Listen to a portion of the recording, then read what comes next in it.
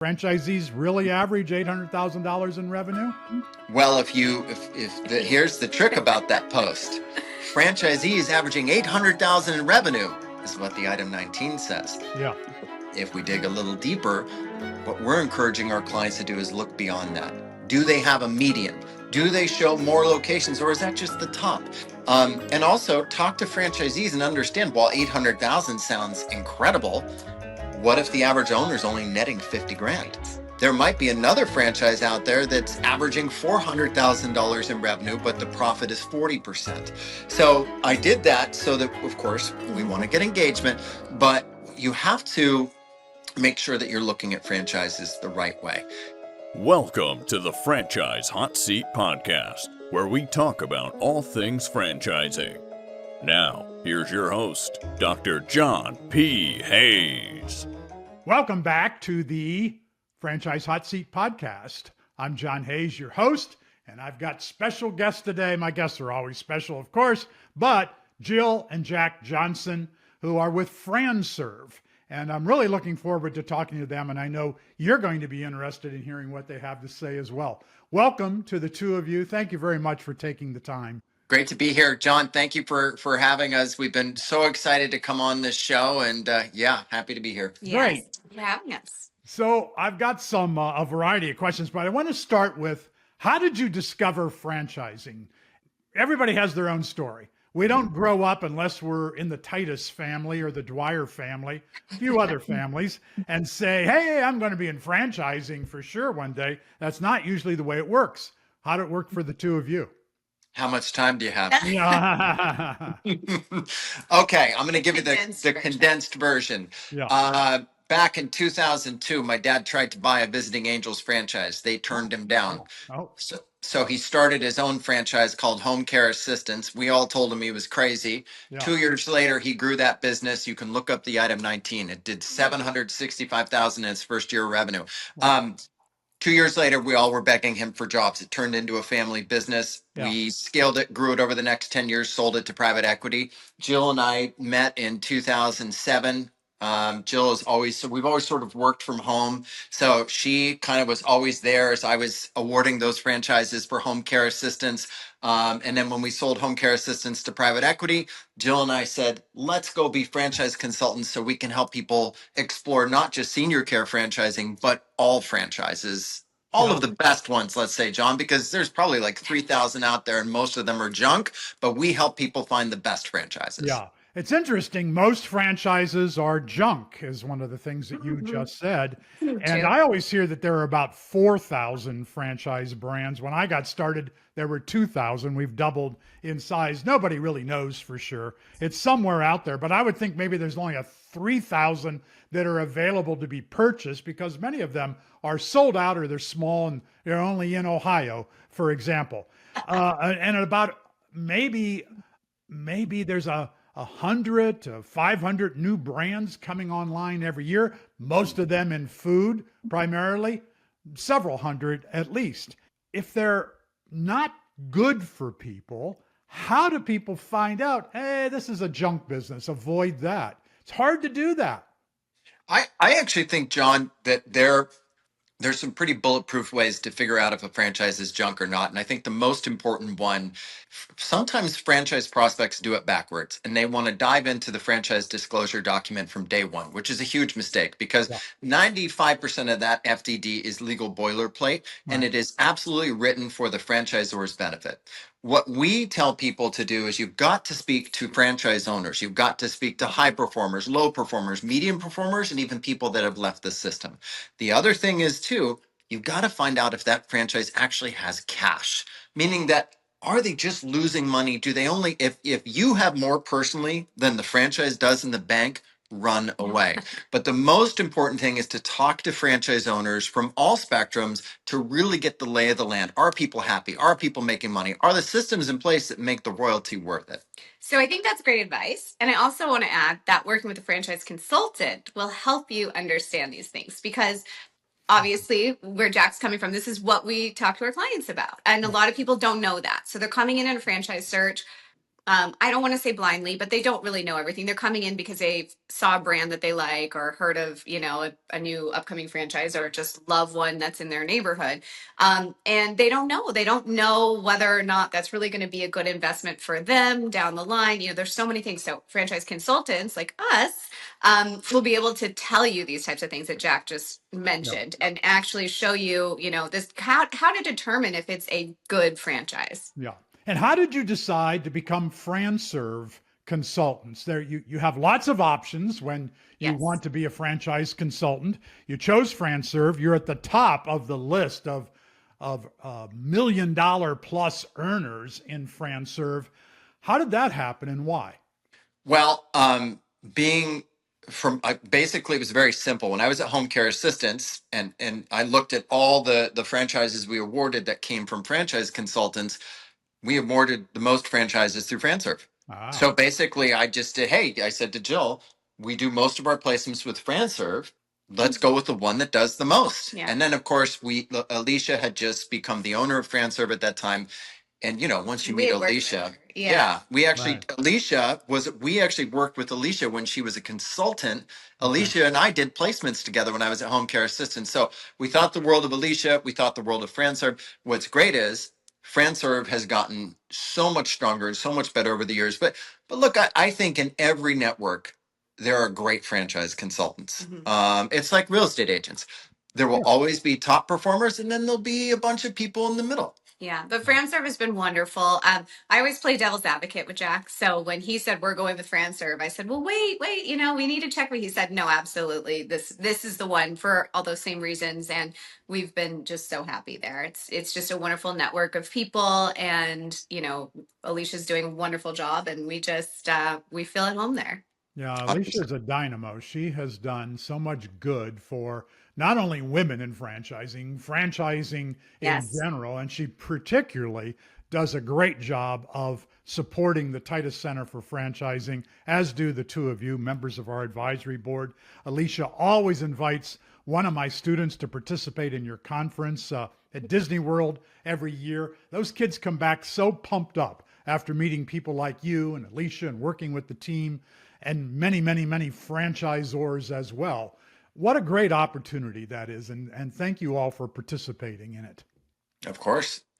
Thank you for all you do. Yeah. John, I don't know if you know this. We actually had Thomas Scott from Home Run Brands on our podcast last week, Yeah. and he mentioned something very interesting to us. Yeah. He said that a large percentage of their top performing franchise owners Right. at Up Closets Mhm. Right. are under 25 years old. Did you know Yeah. that? Yeah. They're my students, I they're my love graduates. I love. You know that. Yeah. Thomas came forward a couple years ago and said, I'm going to waive my franchise fee only for your students. It's And amazing. I thought, okay, I don't know that you'll get anybody, Thomas, because it's still, a chunk of money, $100,000 plus to Right. become a franchisee. Well, two of my one's a graduate, one is still a student. They are both Up Closets franchisees, one in North Carolina, he's the graduate, and the other one here in West Palm Beach working with his sister. He'll graduate, I hope, in May. It's delayed his graduation. And then another one of my graduates who went and did an internship at Retro Fitness. They offered him a full-time job upon graduation. Then he moved on to Centown to get some experience. But these young people know 20 to 25 years old, they know they want to be owners. They want to be business owners, and franchising opens so many doors for them. And so I have a third one who's north of Palm Beach County, maybe part of Palm Beach County as well, from the Gardens up. And he's got two territories that he just had his first $100,000 month. And I saw that you folks recently sold an Up Closets, maybe not the first one. That was one of our more recent placements. We think it's a terrific franchise. I mean, when we were talking to Thomas last week, one of the things I said, we had Jill's closet remodeled here in I think it was last year. And as we were doing it, I was thinking, I'm like, This is actually a really good strategy if you ever were in a position where you needed to sell your house, right? And as an entrepreneur, I don't know if other people do, but I always have these thoughts, right? If the S ever hits the fan and I need to sell something to make money, I need something that makes my house different. And Yeah. so we made Jill's closet into this great closet that is different from any other closet in our neighborhood. And so I told Thomas, I said, I thought it was a really good strategy because it made our house more valuable. And that's what's so cool about so many of these franchises that are in home services, is that really so many of these services are absolutely needed. So Yeah. I think Up Closets is a great brand. Well, is Yeah. a new closet needed? Not necessarily, but it Right. makes people happy. And to Jack's point, yes, it does provide extra value for our home. So Yeah, when definitely. if it does go on the market, there is that added value. Yeah. Kitchens and closets. Kitchens and closets. Yeah. So it's a great concept. Yeah, makes me happy because I had mine done by Up Closets, in fact. Nice. So, yeah, I enjoyed very much. Now, I saw that uh, you were maybe 38 franchises sold in a month, perhaps. Do I have that right? So that is through us and our affiliates, 38 different brands, not including all the units that were sold. But so we're affiliated, of course, with FranServe. And so what we do is each month we take the data from the placements that we and our franchise insiders consultants. I don't know if you knew this, but our consultancy Franchise Insiders is comprised of ourselves as well as 4 other consultants. Actually, we have Oh, 2 I didn't others know that. joining us. Yep. And all of us are franchise owners, either current or former with a successful exit, helping future franchise owners. So our whole mantra is if you work with us, you're going to work with real franchise owners that can tell you exactly what to expect as you grow that franchise. So to your question, the data that we compile is from FranServe, and it is our placements along with the FranServe placements and the brands that were placed that month. Okay, great. So, the strategy to become franchisees, it's enough to be consultants. I'm not talking about making money. I'm talking about how much time it takes to be consultants. But there are 2 of you. So maybe does that help that you can also be franchisees? Talk about that. Well, I think it's like anything, right? It's how we guide our clients on a daily basis. If you have a full-time job, if you already have another business. In fact, I just posted about this on LinkedIn today. Here's your test if you own a business. If you go away for 2 weeks and your GM is calling you more than twice and the business loses revenue while you're gone, you're not ready to add another business. Yeah, That's very true. yeah, Very yeah. true.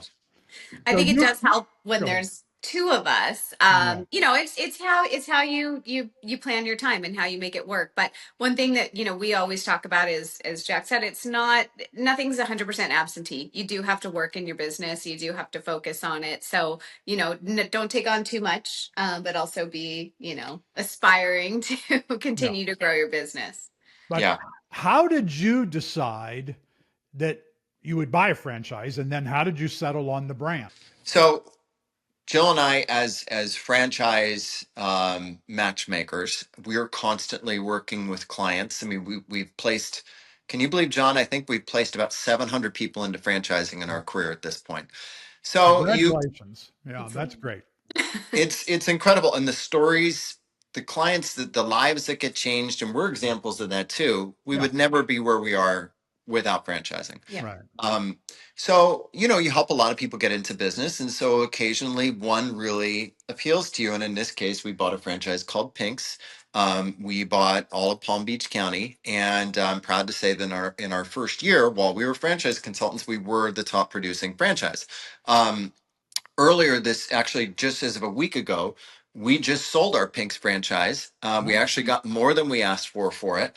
And so it's one of my favorite things about owning a franchise is that you have built-in acquisition and exit partners. And it's a key thing as franchise consultants. What we look for our clients is, are you going into a franchise system where at any time, and by the way, we sold to another Pink's franchise owner, where you could buy more territory or you could sell your territory to someone else. So for us, it was a wonderful opportunity to refresh our skills as franchise owners. And it helped us in sort of crystallizing the next direction of Franchise Insiders, which was adding our own consultants who are all franchise owners, and thus the franchise owners helping future franchise owners. So the experience with Pink's was wonderful. It's a great franchise. We had a lot of fun. And it was fun to be able to flip a franchise about a year and a half into owning it. Yeah, and Yeah. I think that it really did help strengthen us as franchise consultants because, we always say, I think one of the questions people used to always ask us is, you guys are, telling us which franchises we should, but why don't you own one? And then Right. we did, and it was the right opportunity for us. Just like, don't jump on things if they're not right for you or the timing or, financially. So for us, it was the right time. And after kind of being in their shoes, I really think that strengthened our business Yeah. because now we know what it's like to be a franchise owner. Before we, were very well versed in it and had a lot of experience, but we didn't have the personal experience and now we have it. Right. And then we're able to expand our team using that same philosophy. We want people that have been in their shoes. So when we're talking to clients and we're talking to them about, buying a franchise, we can tell them what it's really like. Our experience has changed everything. So I think Right. it's just really strengthened our business and allowed us to expand. Will you 100%. buy another? Will you become a franchisee again? Why? Never Why say not? never. Yeah. Yeah, never say never. I mean, I think the goal now is to expand Franchise Insiders to 20 franchise consultants Okay. over the next year. That's really our main focus right now, and really focusing 100% on helping people find the right franchise. But more than that, this is the thing that we keep talking about is that there's this thought out there. People are constantly looking for the perfect franchise. Yeah. And what we say is we prepare you to become the perfect franchisee. Because if you have a high performing franchisee that is prepared, regardless of the franchise, they should be able to take it and do great things with it. So what we're here to do, make sure they're properly capitalized, make sure they understand if you want to succeed as a franchisee, you've got to follow that system. You don't want to try and color outside the lines and be realistic about the journey. Know that the first 6 to 18 months, it's a building phase. You really shouldn't think that you could all be absentee. You've got to be all in. You've got to grow the business. You want to put that energy in to do it right. So that's what we're focused on now is making sure people understand what goes into being a successful franchise owner. Yeah. So there's a headline on your LinkedIn page recently that said franchisees average $800,000 in revenue. And that was the beginning of your story. What's that about? Franchisees really average $800,000 in revenue? Well, here's the trick about that post. Franchisees averaging 800,000 in revenue is what the item 19 says. Yeah. If we dig a little deeper, what we're encouraging our clients to do is look beyond that. Do they have a median? Do they show more locations, or is that just the top? And also talk to franchisees and understand. While 800,000 sounds incredible, what if the average owner is only netting 50 grand? Right. There might be another franchise out there that's averaging $400,000 in revenue, but the profit is 40%.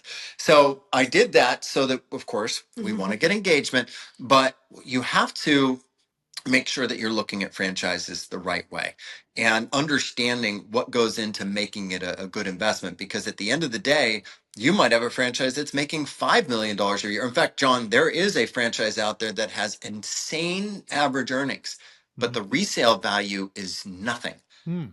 A franchise that is, let's say, doing, $1 million in EBITDA should be able to sell for $5 million. Yeah. But interestingly enough, I saw in Biz by Sell the other day, a franchise that does not have recurring revenue was doing about 1.7 million in gross, 250,000 in net, and all they were asking for the business is 300,000. Hmm. And it Wow. should be worth, in my opinion, $1 Right. million. But the Yeah, reason exactly. is it's all project based. It didn't have the recurring revenue. Ah, So okay. these are all things that, as Jill mentioned before, you want to work with a knowledgeable franchise consultant who can Right. help you understand this stuff. It's very easy to get caught up in the numbers or the name or the brand. So many people come in wanting a specific brand because we see it everywhere. But when they really look at the numbers, it doesn't make sense, Doesn't work for And them. Yeah. so, and I understand that. I mean, but prior to us being in this business, I think that's the same thing that we were thinking is, let's do like the very cool fitness franchise. We ended up with home services. I never in my life thought we would own a window washing company. Right. But when we actually looked at the numbers and the brand and the support with Resi Brands, it was a no brainer. Mhm. How much does Francer vet franchisors before they introduce them to you as consultants and say, here, go sell this terrific brand? Yeah, that's a great question. I'd have to defer to them on the specific steps that they take. But of course, that's one of the reasons why we appreciate that affiliation with FranServe Yeah. is we do rely on them to vet franchisors, but understand at the end of the day with us and our clients, we want our clients to be able to speak to franchise owners. But of course, FranServe is going to understand the things to look for in an FDD. I'm sure FranServe is looking to see if there's any, in fact, I know this to be true, Yeah. if Alicia gets any wind of a franchise doing anything, unhappy franchisees, they're not a part of That's what I was FranServe. going to say. The second there's trouble in the air, they're pulled, So sometimes, yes, there'll be new up and coming franchises, but they do, I believe, again, I don't know their process, but they do vet them. They don't just put everyone up there that approaches them. But as soon as there's any kind of trouble in the air, we've seen them pulled, from the network, and, an alert will go out to everybody. So they're very on top of it, spotting things when they can. So Yeah. you feel very like they're very trustworthy. Mhm. And you can feel pretty confident that all of the ones within the FranServe network are legit businesses. Well, and the FranServe Facebook group is very active. So yeah, we all talk. That's I mean, true. and to be honest with you, I mean, we talk to franchise consultants outside of FranServe too. I mean, it's our Yeah. job to be on top of all this for our clients. And so Yeah. we love FranServe. We love being a part of it, but John, we try to be friends with everybody Mhm. because it's shared knowledge. I mean, I saw recently, Franchise Sidekick's been putting out a lot of great information. So we all can learn from each other. I think that's really what's changed so much is that franchising used to be very secretive. I feel like there's a networks that want to share things. And now we're all sharing so much on social media. We're all trying to make it so that prospective franchisees are smarter. Mhm. Franchising isn't out there trying to sell anyone anything. Most of us in franchising are trying to help people be high performing, successful franchisees. And again, like I said, the great thing about it is if you buy into a great franchise system, if it's not for you, if life happens, Yeah. you have built-in exit partners. Or you look at on the other side, John. There's a fellow franchise consultant who owns 50 Midases, and he keeps rolling up more Midases every single year. And it's a Nice. simple strategy. You Yeah. take people that are underperforming, you buy them, you add them to your portfolio. So it's a great way to build Yeah. a great family asset with a proven playbook. Yeah. Another LinkedIn headline that I'd like to talk about, I because love this that is you're right. very popular right now. Just hire a GM and keep your day job. Oh gosh. I hear this all the time as an educator. People will say, which one can I buy and keep my job? I have $300,000 to invest. What do I do? What do you say? I say that's a great way to lose Yeah, $300,000. me too. 300,000. The only way this works, let's look at what private equity does. Private equity says, find me a franchise owner with $1 million to $3 million in EBITDA. Find me a successful franchise owner, and then what we want to do is recapitalize them. We want to, so let's say that franchise owner gets 4 times EBITDA for their hard work, and now here's another 10 to $20 million to go grow your business. That is how you do it. Now, most people that we work with do not have 4 to 5 times to throw at someone with $3 million EBITDA. So Yeah. if you got 300,000, well, you have to roll up your sleeves and go to work and build your business.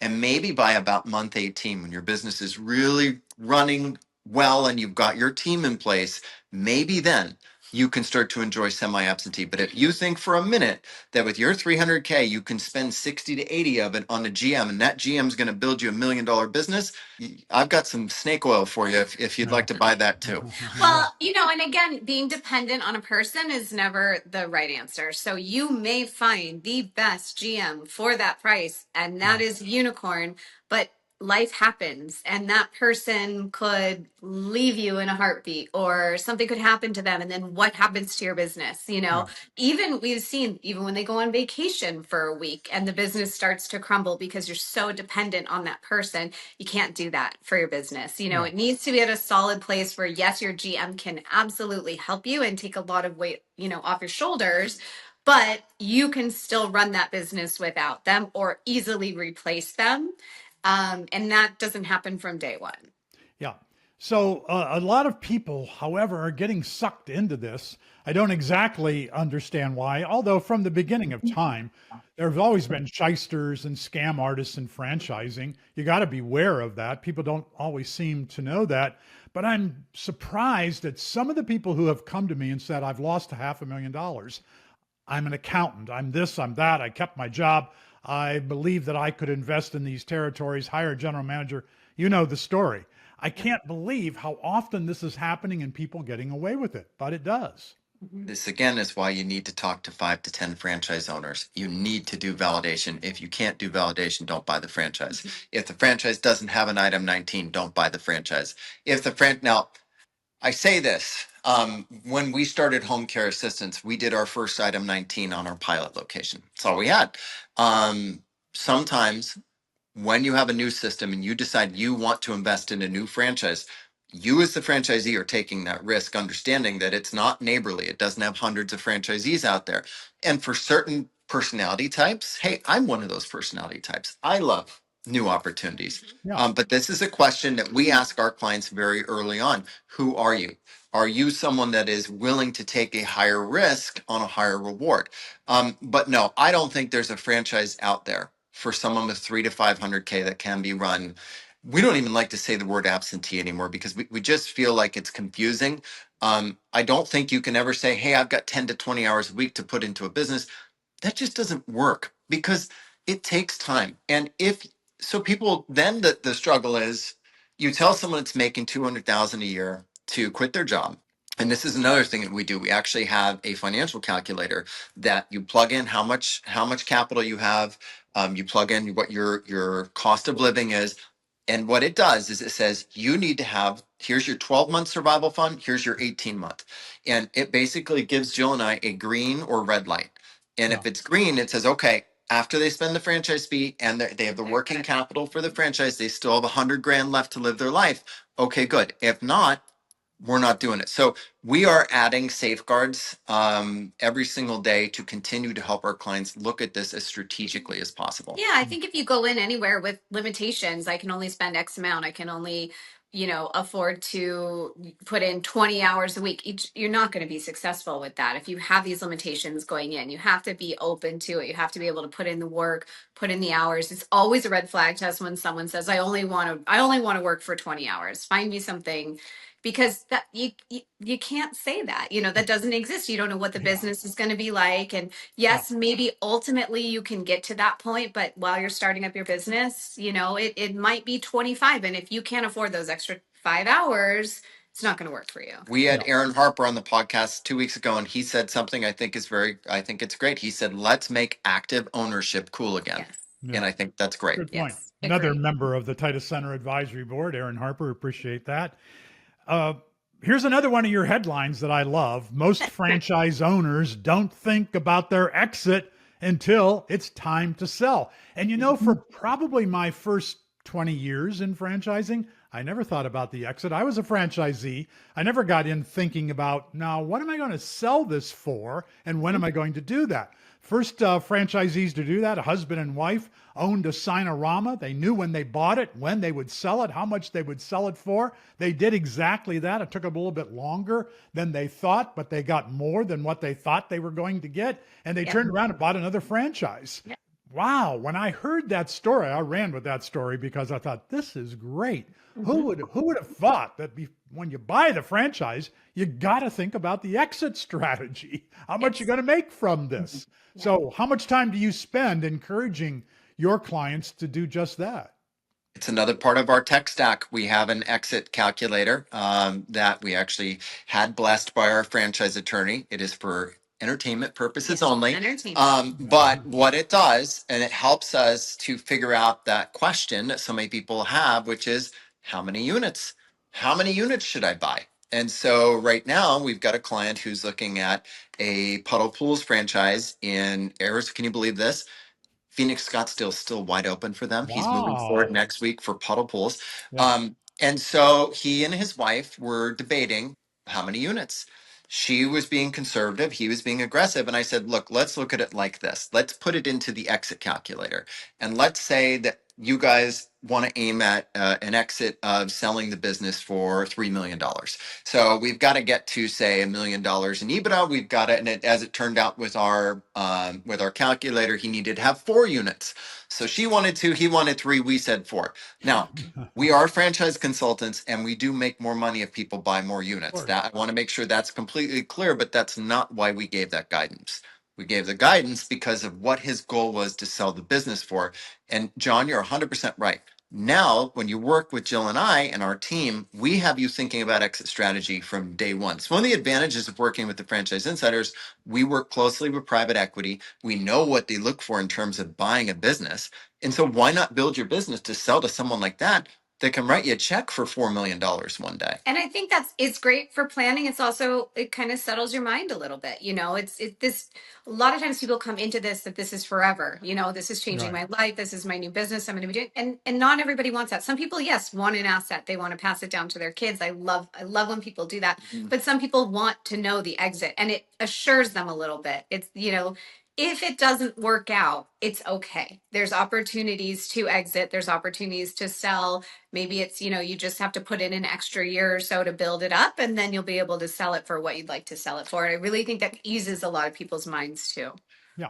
And you're good examples of franchisees. You didn't hold on to Pinks forever, even though some people usually think about, okay, this is going to be a forever business, Yes. 20 years, 30 years. You sold it in record time, maybe. What does that help you encourage other people to think that way? And do they back away from it? I don't want to sell. I'm ready just to get in. I want to build it. Or is it easy for them to think about selling? You guide them that way. Yeah, I don't. I think our initial plan was to hold Pinks for 5 years. 5 years. But what happened is that Franchise Insiders changed, and Franchise Insiders is that's our main baby, right? We made this brand. It's we have consultants, and in a way, we are the franchisor. So Jill and I had to make a choice when it came to where our energy was going, right? And while we loved Pinks, we were but a franchisee with Pinks. Whereas Franchise Insiders, that's our business that, again, it's Yeah. not just us, it's our consultants. So like so many people, life changed. We had to make a call. And the great thing is that we had a business we could sell with other franchisees that love being Pink's franchise owners. Yes. So we were able to turn around and make a great deal, and everybody's happy. Yeah. So for us, it wasn't our initial plan. But again, how many times in life do we start with a plan and things change? Yeah, exactly. I think it's encouraging to see that too. Again, like I said, we have so many people coming in a little bit worried about how, what a commitment looks like. But these are great examples of things that, yes, if life changes, we can find an opportunity for you to exit, whether it's through, if it is a biz buy seller, if it's another franchisee. Pinks is such a wonderful brand. People were excited. It was one of those things that they want the territories. We had someone that was literally waiting for Right. one of our territories. But- And that's great. But that's also because when we chose the brand, when we chose Pinks, we knew that. We knew about their reputation. We knew that it was a wonderful company, and Resi Brands is great to work with. So we did feel confident that whether it was in 1 year or 5 years or 10 years, we would have an exit strategy. Yeah, good. So one of the things that I don't like, one of the questions I get all the time, and I've been at this since 1979, started teaching about franchising in the early 80s when I wrote Franchising: The Inside Story. And people will say, what's the hot franchise? I want to buy the hot franchise. Hear it all the time. And I say fastest way for you to lose your money is to go buy the hot franchise. That's not the way to proceed. First of all, franchising is not for everyone. And, I see people walk out of my seminars and I applaud them because, hey, I just saved you a couple of hours of learning about something that's not going to work for you. You don't want to follow a system. You don't want to be here. You don't want to become a franchisee. So I don't mind turning people away from franchising if it's not for them. But even if it is for you, you've got so many brands out there and so many categories, industries within franchising, and food may not be for you. I would say 20 years, 25 years ago, teaching the A to Z's of buying a franchise at expos, if I had 100 people in the room, I'd say, if you're going to buy a franchise today, how many of you would buy a food or beverage franchise? And more than half the hands would go up. Today, out of 100 people, maybe 8 of the hands will go up. It's just amazing how the service brands have come on so strongly. But you've got to know, is it a service brand for me, or is it a retail brand for me? Is it a food brand for me? Mhm. And that's what Jill and Jack help you to do, to determine not only is it for you, but what kind of brand, which brand is going to be for you, what type of franchise. And it's also, can I afford it? Maybe I'd love to have this one, but I'm going to have to work a couple more years to be able to afford that. Or, okay, I really would, I could afford another brand that I would be compatible with. How hard is it to get people to see just because it's hot doesn't mean it's for you? Yeah, I mean, look at it like this. Everybody to this day thinks McDonald's is the golden standard. And you're going to spend 2 million and change getting your McDonald's open. And maybe, and I don't have their item 19 in front of me, but let's just say that the average McDonald's owner, nets somewhere around 200 grand a year, maybe more, maybe less.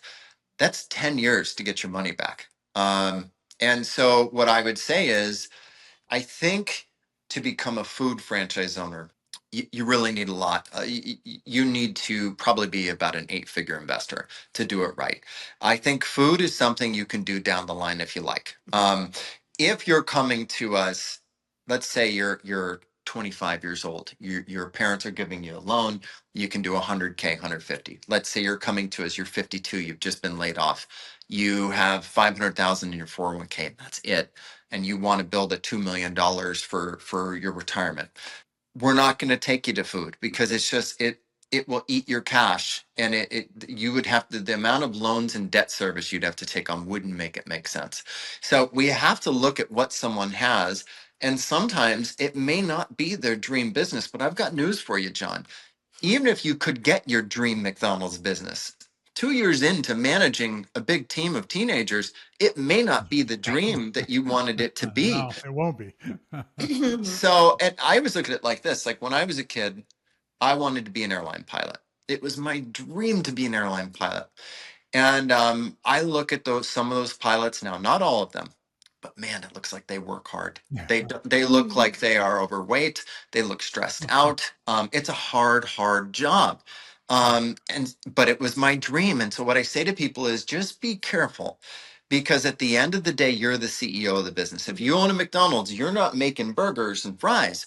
You're managing the team. You're working on it, not in it. So whether you have a 150K senior care business where the average item 19, John, is nearing $2 million these days on an investment of 150K, or you own a McDonald's, Yeah.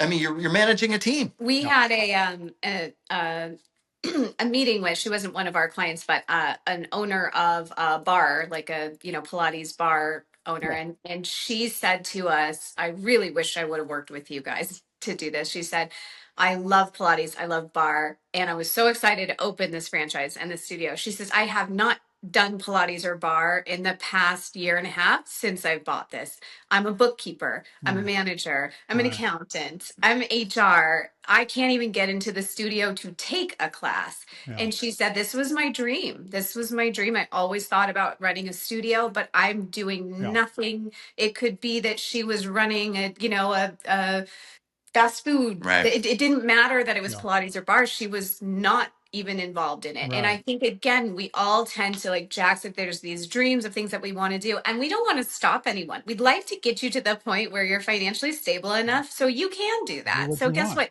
You want to go take a Pilates and bar class every single day, you can. You're just not running the business. Your other business is funding your Pilates bar addiction. Right. Again, a reason why prospective franchisees need to go speak to 10 or 12 or 5 or 15 franchisees to find out, what is your life like? Yes. Why they don't do that? That frustrates me as well. With I always us, tell people, they do. With us, John, there's a checklist, and if you don't do it, you don't buy it. And that's exactly what this girl was telling us. She said, I just really wish I worked with you. You guys would have set me Right. straight. You know, Right. I would have talked to other owners. I would have looked at other types of things. You would, just by simply telling me you will not be doing classes in your own studio, she would not have bought that franchise. Yeah. So, Yeah. So I always say to my students and to people who ask me at expos, get the FDD. Of course, you need to have the FDD. Nothing can happen until you have the FDD. You can talk to a consultant before you have the FDD, and a lot of things can happen there. But you got to have the FDD. But reading the FDD starting on page 1, this is silly. Just go to the item 20. Do eeny, meeny, miny, mo. If they've got 100 franchisees, but pick 10. Doesn't matter how you do it, and talk to those franchisees. Why would you read the FDD only to find out, oh, I should have talked to the franchisees first, because what they're telling me is I won't be doing Pilates, even though that's my goal as a Right. business owner. So important to do that, and people don't. They just don't do Well, I it. think there's two things. Talk to the franchisees. And when you're close, when you feel like you want to buy the franchise, talk to your franchise consultant, get a recommendation for a franchise attorney. They'll do an FDD review for you for $2 grand.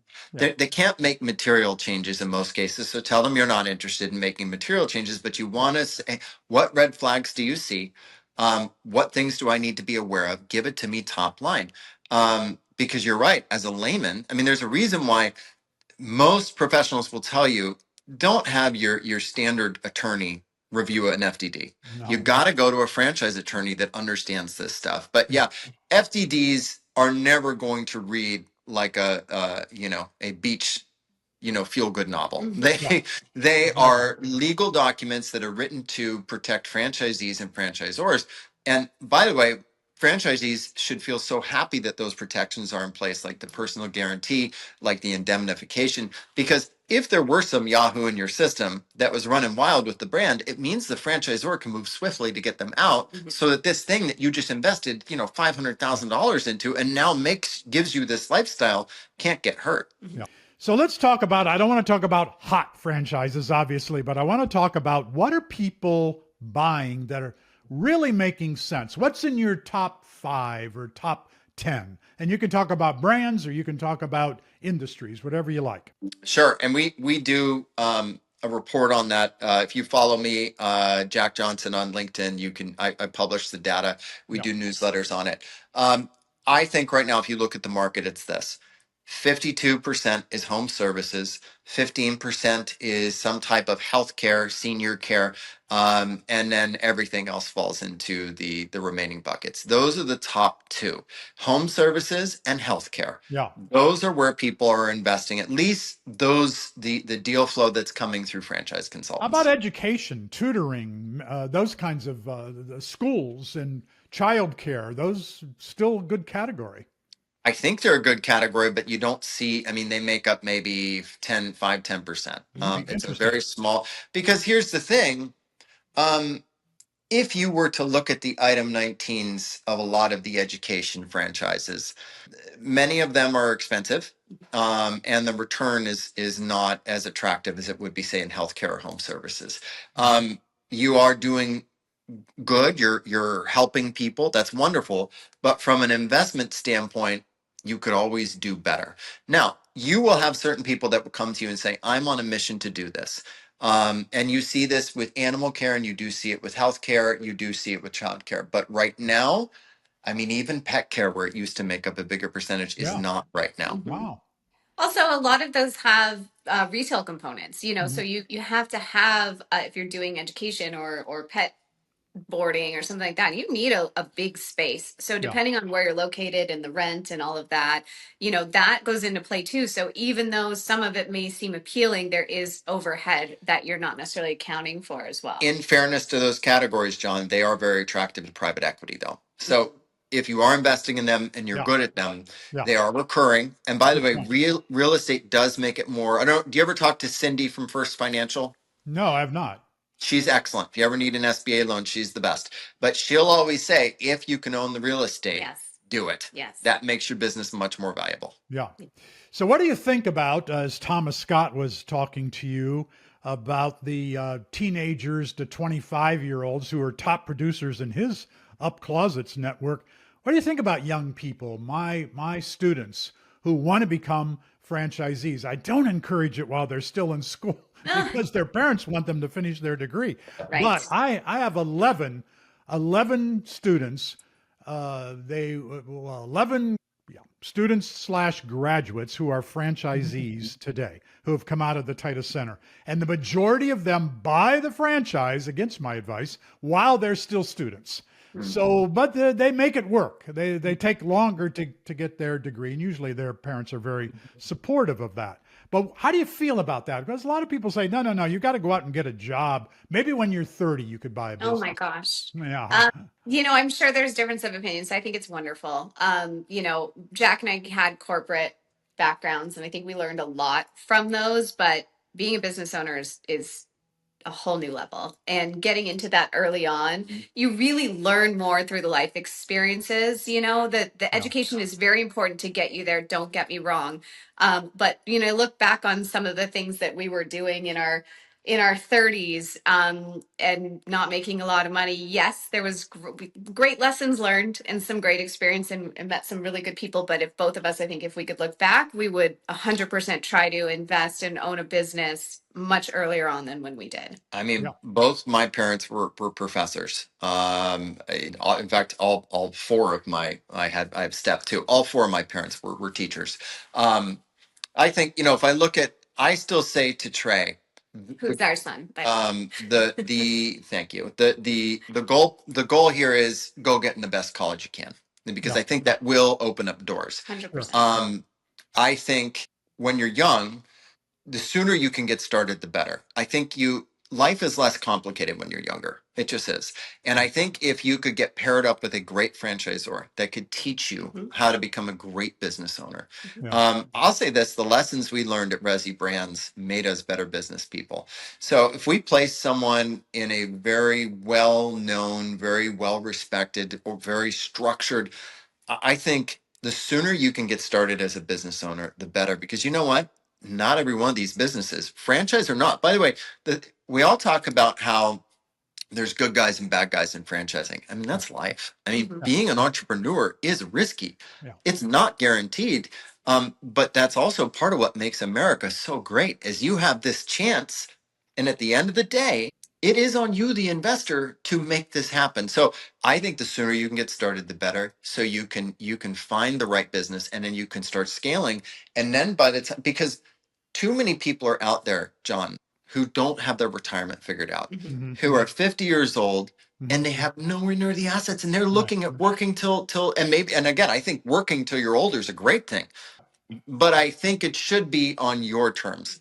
I think it should be a want to versus a have to. Like, I've always said to Jill, like, I will be franchise consulting at 80 years old. Will it be at the clip that I'm doing now? No. I don't know. Yeah. You maybe. I don't know. Yeah. But it's fun to help people. So I think the sooner you can get started, the better. Yeah. I think young minds are fabulous, and we need more young owners in franchising. Yeah. I agree. I think the education is a foundation. 100%. I agree with you. They should finish their school, their education, and then jump into that. And you have that experience, and then you jump into the real life where you really do continue to learn. It's always an ongoing learning opportunity.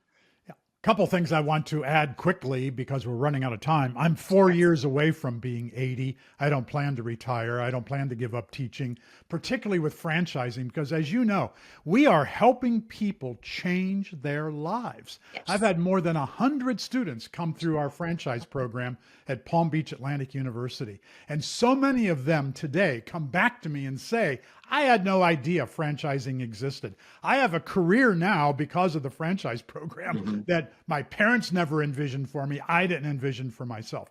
So in franchising, it's easy to keep working. First of all, professors don't make much money. So you got to kind of keep working. But if you love doing what you're doing and you're changing lives, that's a bonus for us. So I do encourage young people, of course, to get into franchising, but I want them to measure the timing of how they're going to do that. But ultimately, it's up to them. And I've been very happy to see the progression. You may know Aaron Rose, who was my first student in franchising. He was chief of staff to Steve at Resi Brands. And notice that franchisees have difficulty hiring people.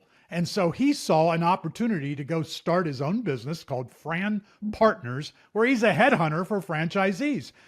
Who would have thought of that? That Right. business didn't exist before Aaron came along. My first student, 2017, to come through the franchise program. And I need to do a program on my graduates and my students who are franchisees because there are so many of them doing interesting things.